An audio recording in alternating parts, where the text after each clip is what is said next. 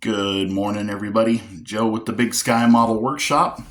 Back again with a Sunday morning model cars and coffee, and this time I actually have a model kit again. So excuse my voice if it sounds pretty rough today. I do motorsports announcing, and yesterday was the final day of our local fair. So I did a dirt track race and a demolition derby. So I talked for about 8 hours nonstop yesterday. So there's not much left in the tank, but I definitely wanted to get this video out. I know a few of you have been following along as I worked on this, and I really wanted to make sure that I got it out there. So this one here is a 1983-ish era Ronnie Thomas NASCAR Grand Prix.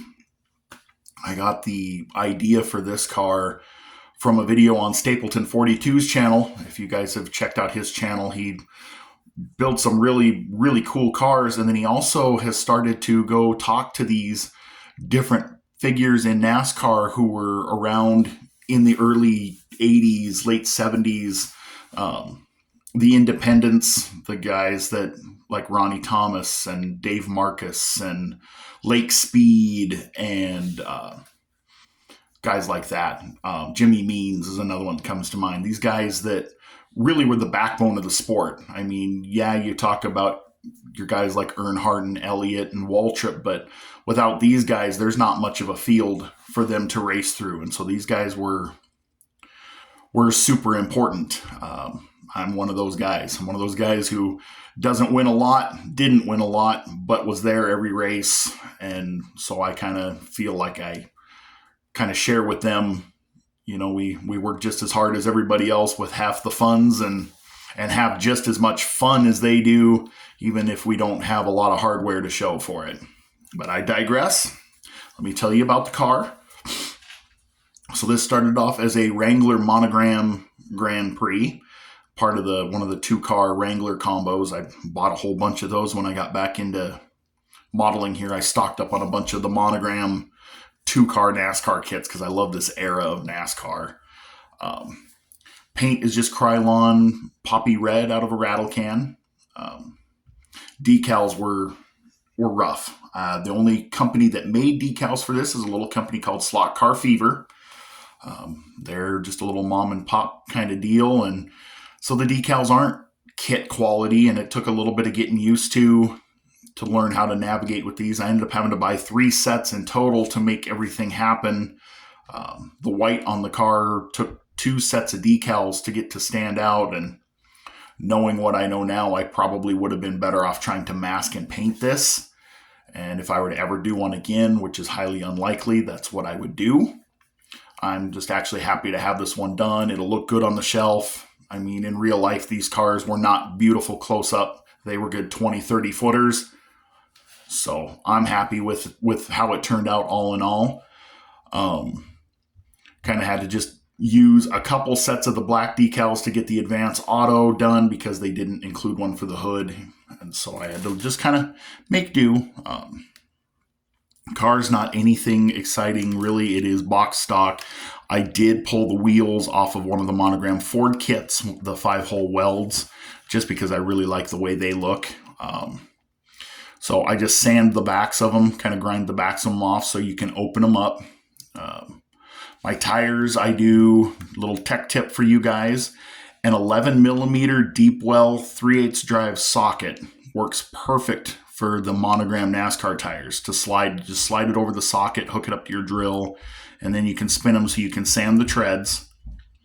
Then I do the lettering with a gel pen, and then I just hit some Testors dull coat on the outside of them, and I really like the way they turn out. I think they look really close to real. Didn't do a bunch underneath the car because it is a shelf model. Didn't want to get too crazy on the detailing there. Up front, you can kind of see on the hood, I had to use a 3rd set of bits of white to fill in right around the auto. So if you look up close, you can definitely see it there. But I mean, I just kind of made the best out of what I had, which is what modeling is all about. Take what you got and make the best of it. Underhood's just brought out with paint details. I didn't really get a bunch into the super detailing way back when. I'm going to now, I think, with all the really cool 3D printed stuff, especially the pre-drilled distributors and the plug boots. You'll probably see me start adding some plug wires and things like that in future builds.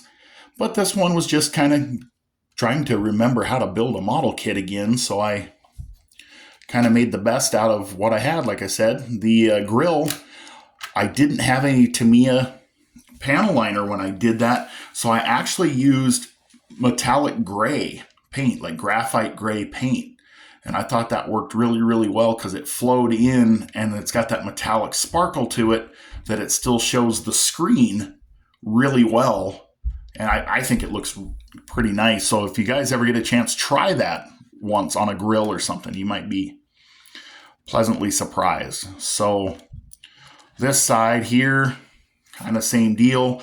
This side I think looks better.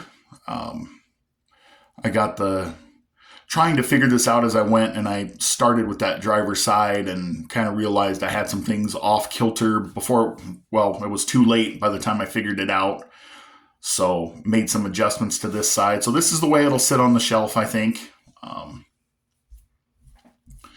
But that's pretty much it. Just thought I would finally share that this one is all done. So I will put it in the display case. Got a couple more in the works right now, and hopefully I will have one that I can share with you next weekend as well. I'm going to be wrapping up a couple of group builds. I've got a couple more days off of work here. So in the meantime, you guys go build something. Check out some of the other builds that are being shared, because this Sunday morning model cars and coffee is a lot of fun. And I'll catch you on the next one.